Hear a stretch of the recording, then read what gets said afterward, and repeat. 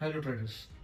Entry setups काम करत नाहीयेत. एंट्री घेताना बरं स्ट्रगल होते की एंट्री एक्झॅक्टली कुठला रिव्हर्सल फाइंड आउट केल्यानंतर आपल्याला एंट्री घेताना प्रॉपर एंट्री सेटअप नाही आहे आणि जो आहे तो वर्क करत नाही आहे. तर त्याच्यासाठी काय सोल्युशन असू शकते, काय असा सेटअप्स असतील जे एक्झॅक्टली वर्क करतील प्रत्येक वेळी मार्केटमध्ये तुम्हाला चांगले पोझिशन्स बनवून देऊ शकते, चांगले चांगले स्नायपर एंट्रीज तुम्ही त्याच्या बेसिसवर घेऊ शकताय, लिमिट ऑर्डर्स लावून तुम्ही कशा एंट्री इनिशिएट करू शकताय. याच्यासाठी मी एक स्वतः माझा सेल्फ ऑब्झर्वेशन मधनं डेव्हलप केलेला एक सेटअप आहे, जो मी आज तुमच्याबरोबर डिस्कस करणार आहे. या डिस्कशन मध्ये आता सुरुवातीला आपल्यासाठी इम्पॉर्टंट काय आहे की two candle setup, exactly two candle setup आहे काय आणि त्याचं वर्क कसा करतो तो. त्याच्यासाठी आपण एक छोटंसं त्याचं मागचं एक डायग्राम मध्ये समजून घेऊया की हे एक्झॅक्टली वर्क कसं करतं, ते कुठं अप्लाय करायचं, कसं अप्लाय करायचं. ठीक आहे. तर ज्यावेळी एखादा आपला रिव्हर्सल पॉईंट असतो, समजा की तो एक रिव्हर्सल पॉईंट आपला कोणताही एक ऑर्डर ब्लॉक असेल किंवा जे पण तुमचा कंटिन्युएशन किंवा हायर टाइम फ्रेमचा असेल, लोअर टाइम फ्रेमचा असेल, त्यावेळी आपण काय करतो की प्राइस अपसाईडला आल्यानंतर ज्यावेळी प्राइस एक हाय क्रिएट करते, प्राइस रिट्रेस करते आणि एक प्राइस पुलबॅक घेते आणि मग प्राइस ही ऍक्च्युअल मोमेंटम स्टार्ट होते. एक्झॅक्टली मार्केटमध्ये आपण असं होताना बघतो की प्राइस एका लेवलला टॅप करते, रिव्हर्स करते, पुन्हा रिट्रेस करते, सर्टन पॉईंट पर्यंत येते आणि प्राइस मध्ये कंटिन्युएशन होतं.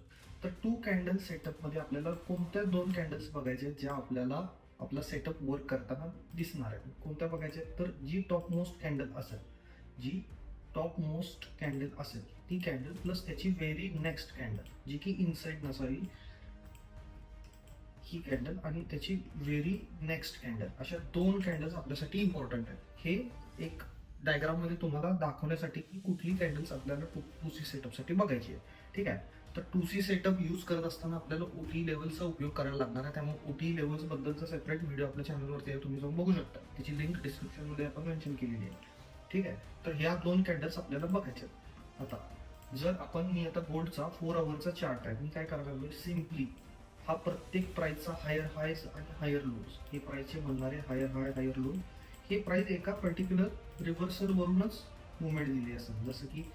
जसं की हा एक प्राइसचा रिव्हर्सल असेल, हा एक रिव्हर्सल, हा एक रिव्हर्सल, हा एक रिव्हर्सल असेल, जिथून प्राइसनं मोमेंटम दिली. आता एक्झॅक्टली ते रिव्हर्सल्स मी मार्क करत बसत नाही, जस्ट मला त्या रिव्हर्सलवरती स्विंग पॉईंट्स माहिती आहेत, आपल्याला दिसतात.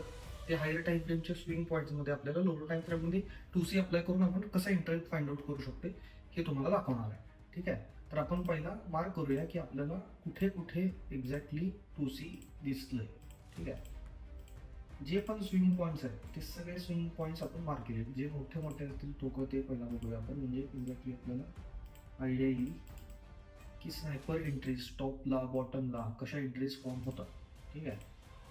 आपण इच अँड एव्हरी पुलबॅकला ही गोष्ट तुम्हाला वर्क होताना दिसणार आहे. ठीक आहे. आता इथून मागं माझं चार्ट विजिबल नाही आहे सेम टाइम फ्रेममध्ये, मी टाइम फ्रेम रिड्यूस केल्यानंतर, म्हणून मी या इथून बघणार आहे. आता मी छोट्या टाइम फ्रेमवरती जातो आणि माझे ओटी लेवल्स फाइंड आउट करायचा प्रयत्न करतो. ठीक आहे. तर जेवढं मॅक्सिमम मागं जाईल तेवढं आपण चेक करूया. ठीक आहे. ओके. चला इथून बघूया, आपण या हायपासूनच बघूया. जेवढं मॅक्सिमम आपल्याला जाता येते तेवढं आपण मागं जाण्याचा प्रयत्न करूया. ठीक आहे. आता जो हा हाय आहे, नो डाऊट हा इथून मार्केट रिव्हर्स झाले तर इथे एखादा लिक्विडिटी पॉईंट असेल, ऑर्डर ब्लॉक असेल, रिव्हर्सल असेल, कोणताही एक असा एक सर्टन रिव्हर्सल पॉईंट असू शकतो. तर या रिव्हर्सल पॉईंट मधले जेव्हा प्राइसने टॅप केले तर आपण एंट्रीसाठी काय करू शकतोय, तर आपल्यासाठी इम्पॉर्टंट आहेत दोन कॅन्डल्स. कोणत्या दोन कॅन्डल्स, जी व्हेरी फर्स्ट कॅन्डल आणि त्याची नेक्स्ट कॅन्डल. आता याच्यामध्ये काय झाले की प्राइस ही बनत असताना हा फर्स्ट कॅन्डल इथं एंड झाली आणि सेकंड इथं स्टार्ट झाली. यामधल्या दोन्ही कॅन्डल्स त्याचे इनसाइड कॅन्डल ते आपण इग्नोर करणार. मग आपल्यासाठी कुठल्या दोन कॅन्डल्स आल्या, एक ही होती आणि दुसरी होती ही. ठीक आहे. ओके. या दोन कॅन्डल्स आपल्यासाठी बनलेले, आपल्यासाठी इम्पॉर्टंट असलेले या दोन कॅन्डल्स आहेत. ठीक आहे. याला एक सिम्पली एक छोटासा बॉक्स क्रिएट करायचा प्रयत्न करतो की तुम्हाला लक्षात येईल की कोणत्या दोन कॅन्डल्स. ठीक आहे. त्याच्यानंतर आपण पुढे जाऊया, पुढचा स्विंग पॉईंट. ठीक आहे. त्याच्यानंतर आपला नेक्स्ट पुलबॅक कुठं होता की प्राइस डाऊनवर्ड डिरेक्शनमध्ये हा एक पुलबॅक घेतला, परत प्राइस अपसाईडला गेली, डाऊन साईड हे मध्ये सुद्धा तुम्ही हे अप्लाय करू शकताय. पण आपण आता सुरुवातीला मोठे मोठे स्विंग घेऊया, म्हणजे तुम्हाला क्लिअर समजेल की प्राइसला एक्झॅक्टली पकडायचं कसं. ठीक आहे. आता या ठिकाणी पण एखादा रिव्हर्सल पॉईंट असू शकतो. तर याच्यात तुम्हाला कोणत्या दोन कॅन्डल्स पकडायचे, तर ही बॉटमवाली ग्रीन आणि त्याची व्हेरी नेक्स्ट रेड. तर या दोन कॅन्डल्स तुम्हाला पकडायचे. या ही बॉटमची रेड आणि त्याची व्हेरी नेक्स्ट ग्रीन, सॉरी बॉटमची ग्रीन आणि त्याची व्हेरी नेक्स्ट रेड. ठीक आहे. त्याच्यानंतर आपण अजून पुढे बघूया, एक 2-3 एक्झाम्पल्स बघू. त्याच्यानंतर आपण त्याचे एक्झॅक्ट कसं ड्रॉ करायचं हे आपण बघूया. म्हणजे आपण पुढे जाऊन हे डिफाईन करू शकलो पाहिजे. ठीक आहे. आता इथं या स्विंगला कोणत्या कोणत्या दोन कॅन्डल्स असतील, तर ही रेड कॅन्डल त्याची व्हेरी नेक्स्ट ग्रीन कॅन्डल. त्याच्यानंतर दुसरा पॉईंट कुठं असेल, तर ही ग्रीन कॅन्डल झूम करतो. ठीक आहे. इथं जर रिव्हर्सल पकडला तर हा रिव्हर्सल असा असेल विकीज. तर आपल्याला काय बघायचं आहे, एंट्री सपोज मी इथं बघत असेल तर मी कशी एंट्री करतो. ठीक आहे. त्याच्यानंतर हा एक स्विंग असू शकतो. प्रत्येक छोट्या छोट्या स्विंग असू तुम्ही ट्राय करू शकता, 100% करू शकता. ठीक आहे. इथं पण बघू शकतो. पहिला मेजर बघूया, हे पण बघूया आपण. एका मोठ्या स्विंग टू स्विंग बघूया आपण. हा एक पॉईंट आहे. ठीक आहे. त्याच्यानंतर हा एक पॉईंट आहे, बेस्ट पॉईंट. ओके. त्याच्यानंतर आपल्याला अप साईडला जात असताना इथे एक छोटा पॉईंट आहे, हा पॉईंट बघू शकतो आपण. पुन्हा हा पॉईंट सुद्धा बघू शकतो. जस्ट मेजरली ड्रॉ करतोय कारण आपल्याला ते दाखवता यावं मला. पूर्ण लेटेस्ट मार्केटचं आता चालू कंडिशन पर्यंत आपण बघत यायचं. ठीक आहे. आपल्याला पहिला पॉईंट. ठीक आहे. ओके. चल, त्याच्यात या दोन कॅन्डल्स होत्या. आपली ओटी लेवल्स कशी ड्रॉ करणार, मी आता सेल साईडला होणार. बाईंग मध्ये मार्केट गेलं, एका रिव्हर्सल टॅप केला तर प्राइस जाणार आहे रिव्हर्सल. तर मी काय करणार आहे की प्राइस रिव्हर्स जात असताना जी टॉप मोस्ट कॅन्डल आहे त्याची व्हेरी नेक्स्ट कॅन्डल, त्यांना मी एक रिट्रेसमेंट घेणार आहे ओटी लेवलची. तर माझ्याकडे काय आलं की हा पर्टिक्युलर झोन आला ज्याच्यामध्ये मला 3 लेवल्स आहेत. ही माझी ओटी लेवल आणि हा माझा सगळा प्रीमियम झोन झाला आहे. तर मी याच्यात कशी एंट्री प्लेस करू शकते हे आपण डिस्कस करूया. ठीक आहे. आता माझ्याकडे हे झोन क्रिएट झाले. ठीक आहे. माझ्याकडे एवढा एरिया आला. त्याच्यानंतर पुढे जाऊ आपण. ठीक आहे. खाली जाऊ आपण. जो नेक्स्ट पार्ट होता आपला इथं. ठीक आहे. इथं सुद्धा सेम गोष्ट आपण ट्राय करू शकतोय. बॉटमची कॅन्डल त्याची व्हेरी नेक्स्ट कॅन्डल, प्राइसनं काय केलं, रिव्हर्स केला, स्विंग घेतला, प्राइस माघारी डाऊन साईडला आली, त्या केल्याने निघून गेली. ठीक आहे. त्याच्यानंतर आणखी पुढे चेक करूया आपण काय झालं. इथं ती गोष्ट झाली नाही आहे. का नाही झाली, त्याचे कंडिशन्स आहेत भरपूर. या कंडिशन्स आपण वन बाय वन येणाऱ्या व्हिडिओमध्ये बघूया. या व्हिडिओमध्ये फक्त मी तुझीचं इंट्रोडक्शन देणार आहे की कसं हे अप्लाय करायचं, कसं त्याच्यावरती ट्रेड घ्यायचं. नो डाऊट याच्यावरती भरपूर याच्या कंडिशन्स आहेत, त्याचे केसेस भरपूर आहेत. तुम्हाला त्या सगळ्या केसेस स्टडी करायला लागणार आहेत. त्या स्टडी केल्यानंतर तुम्हाला क्लिअरिटी येईल की एक्झॅक्टली वापरायचं कधी आहे, कधी या 2Cवर एंट्री घ्यायची, कधी लो स्वीपवरती एंट्री घ्यायची. भरपूर सेटअप्स आहेत, ते कंबाईन केल्यानंतर त्याच्या कंडिशन्स तयार होतील आणि त्याच्यातनं तुम्हाला एक चांगला सेटअप तयार होईल. ठीक आहे. हे फक्त तुम्ही तुमच्या हायर टाइम फ्रेम किंवा लोअर टाइम फ्रेम असेल तुमच्या रिव्हर्सलवरती हे अप्लाय करून तुम्ही एंट्री इनिशिएट करू शकता लिमिट ऑर्डर लावून. ठीक आहे. तर इथं कसं होते, लोएस्ट कॅन्डल कोणती होती, ही त्याचे व्हेरी नेक्स्ट कॅन्डल मी अप्लाय केलं. प्राइसनं काय केलं, स्विंग घेऊन आलं, सेम मोठी लेवलला टॅप केलं आणि प्राइस अपसाईड घेऊन गेली. ठीक आहे. पण रॅन्डम पकडतो, रॅन्डम एकदम रॅन्डम जे पण आपण मार्क केलं त्याचं चालेल. तर या पण काय झालं, हायेस्ट कॅन्डल आणि त्याची व्हेरी नेक्स्ट कॅन्डल. इथं काय झालं की ओटी लेवलच्या वरती क्लोजिंग आहे. ठीक आहे. ही अशी एक केसेस क्रिएट आहे. तर या कंडिशनमध्ये काय करणार, त्याच्यानंतर ही एक कॅन्डल आहे. इथं काय दिसते तुम्हाला, लोएस्ट कॅन्डल त्याची व्हेरी नेक्स्ट कॅन्डल. इथं काय झालं, प्राइसनं तुमच्या प्री डिस्काउंटमध्ये प्राइस झाली नाही, ही एक केस झाली. अशा भरपूर केसेस आहेत. तर याचं उत्तर काय की प्राइस पुढं घेऊन हा स्विंग प्राइसनं मिटिगेट केल्याने मग प्राइसमध्ये एक्झॅक्टली मोमेंटम आलं. ठीक आहे. हा न्यूजचा टाइम आहे. ओके. हां ठीक आहे. सेम ॲज इट इज इथं काय झालं की प्राइस जेव्हा डाऊन साईडला आली, रिव्हर्स झाली, प्राइसनं अपसाईडला क्लोजिंग गेलं. इथं पण तेच सिनेरिओ झालं की प्राइस डिस्काउंटमध्ये आली नाही. तर या कंडिशन्समध्ये काय काय होते, तर त्यावेळी तुम्ही ट्रेड कसं करू शकता. तर ही तुमची लिक्विडिटी टाईप क्रिएट झाली का, हे स्विंग घेऊन प्राइसनं परत इकडं आले प्राइस. ठीक आहे. तसंच आपण पुढे जाऊया, अजून बघूया केसेस की या केसेस कधी वर्क करायच्या, कधी अप्लाय करायच्या, कधी नाही अप्लाय करायच्या. या सगळ्या केसेस आहेत त्याच्या. ठीक आहे. इथं पण सेम सिनियर आहे की प्राइस आली डाऊन साईडला, व्हेरी नेक्स्ट कॅन्डल स्विंग घेऊन आली, 150 टॅप प्राइसमध्ये मोमेंटम. त्याच्यानंतर पुन्हा हा लोएस्ट पॉईंट त्याची very next candle, price swing घेऊन माघारी आली, तुमच्या लेवल्स टॅप केली आणि मग प्राइसमध्ये मोमेंटम आला. ठीक आहे. हे तुम्हाला इच अँड एव्हरी टाइम तुम्हाला हे दिसणार आहे. या हायस्ट पॉईंट त्याची very next candle, price retrace केली, त्याच्यात डिस्काउंटमध्ये प्रीमियममध्ये आणि मग प्राईजमध्ये कंटिन्युएशन आलं. ठीक आहे. त्याच्यानंतर त्याची व्हेरी नेक्स्ट कॅन्डलच्या ठिकाणी काय झालं, तुझी अप्लाय केला, प्राईज आली डिस्काउंटमध्ये, परत प्राईजमध्ये मोमेंटम स्टार्ट झालं. कुठल्या 2 कॅन्डल्स पकडायचे हे फक्त समजून घेण्यासाठी हा व्हिडिओ मी बनवला आहे. आणि तुम्हाला हा एवढा सुद्धा व्हिडिओ इनफ आहे की तुम्ही त्याच्यावरती ट्रेड करू शकाल. की तुम्हाला लक्षात यायला पाहिजे की तुमच्या ज्यावेळी हायर टाइम फ्रेमच्या रिव्हर्सल आल्यानंतर तुम्ही कोणताही टाइम फ्रेम न चेंज करता सुद्धा लिमिट ऑर्डर लावून कॅल्क्युलेटेड रिस्क सुद्धा तुम्ही याच्यावर घेऊ शकताय. तुम्हाला ह्याच्यात हळूहळू नेक्स्ट जे व्हिडिओज येतील, जे माझ्या मी प्रीमियम ग्रुपमध्ये शिकवलेल्या गोष्टी आहेत की त्याचे एसेन्स कुठे ठेवायचे, कसे एसेन्स रिड्यूस करायचे, याच्यात सुद्धा अजून भरपूर, हा तर पहिला सेटअप आहे, याच्यासारखं भरपूर सेटअप्स आहेत जे याच्यापेक्षा ॲक्युरेट काम करतील. पण स्टार्ट इथूनच झाले की 2C अप्लाय करून सगळ्यात सिम्पलेस्ट मेथड आहे ही, ज्याला तुम्ही लिमिट ऑर्डर लावून pin point entry find out करू शकताय. ठीक आहे. आता इथं काय करू शकलं असतं, एवढा स्विंग घेतल्यानंतर प्राइसनं ज्यावेळी सपोज इन केस हा एक रिव्हर्सल आहे तुमचा, या रिव्हर्सलला टॅप केल्यानंतर प्राइसचे ऑलमोस्ट 9 तासांनंतर प्राइसनं तुमची लिमिट ऑर्डर टॅप केल्या, लिमिट ऑर्डर पिक केली आणि प्राइसमध्ये जे काय डिस्ट्रीब्युशन आले ते तुम्ही बघायला लागलाय. म्हणजे काय की प्राइस तुमच्या लेवलला टॅप केल्यानंतरच प्राइसमध्ये डिस्प्लेसमेंट येणार आहे. तो पॉईंट तुम्हाला हुडकायचा आहे. असं नाही की अंदाजून तुम्ही कुठेही एंट्री घ्यायला लागलाय, प्री कॅल्क्युलेटेड माझे 10 ट्रेड्समध्ये मी एवढं कॅपिटल इन्व्हेस्ट करणार आहे, मी $100 अकाउंट आहे तर मी पर ट्रेड $10 रिस्क घेतल्यात म्हणून मी रॅन्डम घेतलं.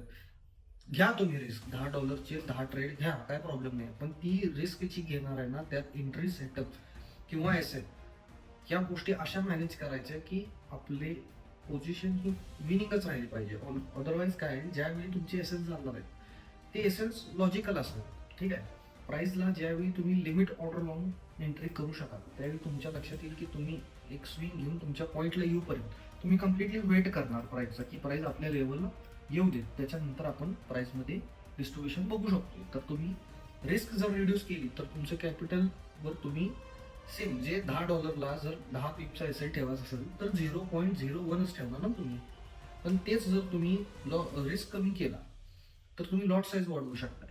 पुन्हा ते लॉट्स थोड्या प्रॉफिट नंतर पार्शियल प्रॉफिट बुक करू शकता तुम्ही just dot reversal find out केला, डॉट एंट्री पॉईंट सुद्धा फाइंड आउट केला तर तुमची लाईफ थोडी इझी राहील. ठीक आहे. आता इथं सुद्धा कंटिन्युएशनमध्ये काय दिसतं तुम्हाला, प्राइसनं हा स्विंग पॉईंट घेतलाय. ठीक आहे. त्याच्या व्हेरी नेक्स्ट कॅन्डल प्राइसनं काय केलं, प्राइस स्विंग घेतली, 2 कॅन्डल सेटअप अप्लाय केला, प्राइस स्विंग घेऊन पुन्हा तुमच्या प्रीमियममध्ये आले आणि मग प्राइसची जी काय ती मुवमेंट स्टार्ट झाली. त्याच्यानंतर स्ट्रेट आपण जे डॉट्स मार्क केले तिथंपर्यंत जाऊया. ठीक आहे. कारण each and every time frame प्रत्येक 5 मिनिट, 1 मिनिट, 15 मिनिट, 30 मिनिट, 1 तास, 4 तास डेली प्रत्येक ठिकाणी ही गोष्ट तुम्हाला वर्क होताना दिसत आहे की प्राइसचा अल्गोरिदम आहे की प्राइस ही वर्क होताना अशीच वर्क होते.